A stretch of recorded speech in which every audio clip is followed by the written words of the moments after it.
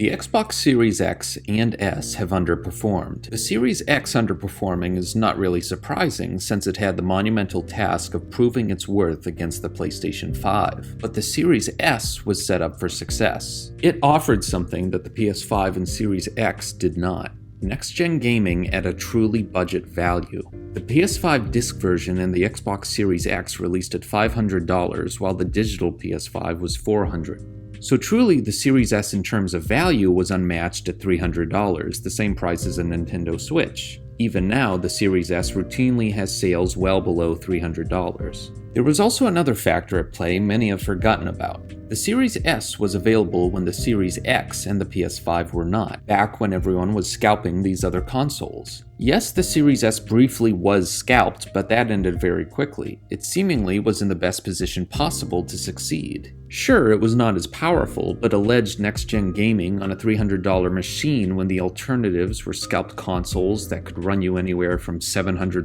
to $1,000? That Series S price point was unbelievable, so it really had the chance to take the world by storm. Yet, it did not. Microsoft announced earlier this year the combined sales for Series S and X were 21 million. Mission failed. We'll get them next time. For reference, this information was announced at the beginning of July 2023. Near the end of July, Sony announced the updated sales numbers for the PS5 to be over 40 million. So they had outsold Xbox almost 2-1. Obviously, PlayStation has more and quite frankly better exclusives as of now, so it makes sense the Series X was not going to be too competitive. Starfield is great, but at this point it's the exception. However, the Series S should have been different. That was a console that should have sold like hotcakes and had every opportunity to do so, regardless of exclusives. So why did it not? Unfortunately, the first reason is its hardware. Simply put, it's not as close to the Series X in terms of power when it really needed to be. Now obviously the Series S is a capable machine, but too often we see the Series S as an afterthought to developers because it's noticeably less powerful. Ultimately, that does not do any favors for the console, even if the fault is more on the devs. This console needed to run games at 1080p or even 1440p at 60 FPS for the public to accept it. Again, I think it's a capable machine that the devs could have taken better advantage of, but reality is tough and that's not the situation. Now, while doing research on the Series S, I found that the S should have been more powerful. For reference, the Xbox One X was essentially the Pro version of the Xbox One. In the comparisons, the Series S of course wins in many instances, but its SSD and newer processor are doing the heavy lifting here. Comparing the two consoles purely on graphical processing power, the Xbox One X has 6 teraflops versus the Series S's 4. Additionally, the Xbox One X's GPU is essentially the equivalent of an RX 580 or GTX 1060. However, the Series S is closer to a 5600 XT or GTX 1070. That the Series X is closer to a 2080 Super or 3070 is a huge difference compared to the Series S. Now, no one is saying the Series S loses to the Xbox One X, far from it, but Microsoft compromised the Series S's power too much. The S's GPU from November 2020 should be a considerable improvement over one from November 2017. If the Xbox One X's GPU is like a GTX 1060, then I want the Series S to be like a 2060 Super or 2070, not a 1070. That way, the Series S is positioned directly in the middle between the Xbox One X and the Series X's power. But let's move on, because it's not just the hardware that held Series S back.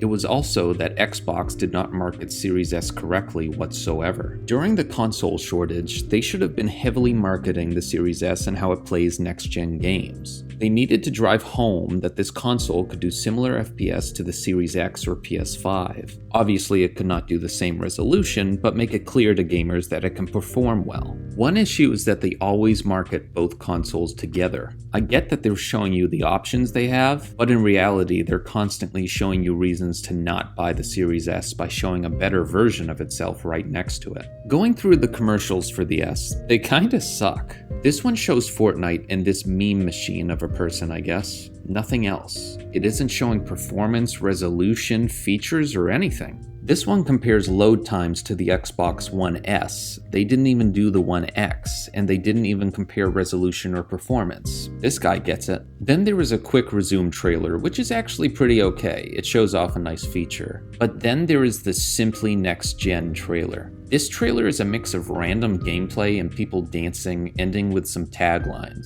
This is horrible marketing and is not getting valuable points across. Although, this kind of makes sense because Xbox and Microsoft has a history of very interesting marketing commercials.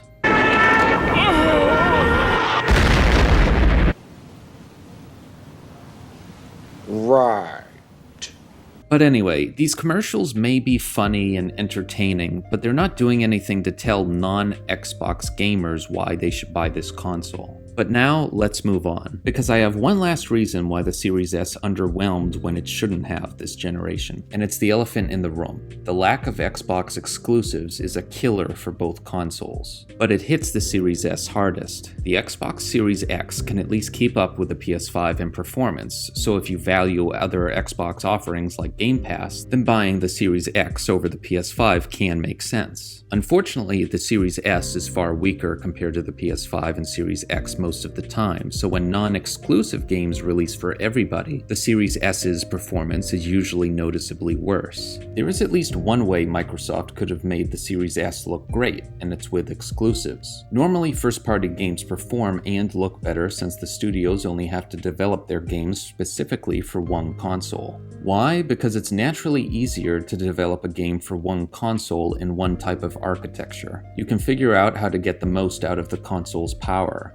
Using PlayStation as an example, Sony usually sends extra help to their first-party studios. The Last of Us 2 on PS4 pushed the console to its limits for that very reason. It's the same reason Horizon Forbidden West looks so good on the PS5, especially its DLC. So if Xbox had more exclusives, the studios could actually focus on making games run and look great on the Series S, which is great for marketing as well. Starfield runs well at 1440p 30fps on the Series S, and that's a great option for those on a budget. Now imagine if there are multiple exclusives all running or looking beautiful on the Series S. Ultimately, that would have been noticed by more gamers, and more Series S's would have likely sold. Now, of course, the larger reasons I've gone through so far are not the only reasons why the Series S did not sell more, but I found these to be the most important reasons. So the inevitable question is, what can Microsoft do to change things around, if anything? Well, from all the Microsoft leaks going around, we know that the mid-generation refreshes for the Series S and X are on the way, likely next year. The specs for both consoles would be slightly improved with such refreshes, which is a good thing. The leaked price for the refreshed Series S would be $299, which again seems okay, but Microsoft seems to be retreading familiar territory. If Sony releases a slim PS5 or drops the base PS5 model in price, that Series S value won't look as good. Microsoft needs to make the Series S stand out among the crowd, but I don't think a simple refresh is going to do the trick. They need exclusives. They need to show the non-Xbox gamers why the Series S is a great addition to someone's console library, and they need to do it sooner rather than later. In fact, they needed to do it years ago. And I say all this knowing that there are rumors saying the Series S has probably outsold the Series X by a huge margin. Unfortunately, for now and into the immediate future, the Xbox Series S is underwhelmed when it should not have. But until Microsoft starts doing things to meaningfully prop up the Series S, it will continue to be lost among the crowd.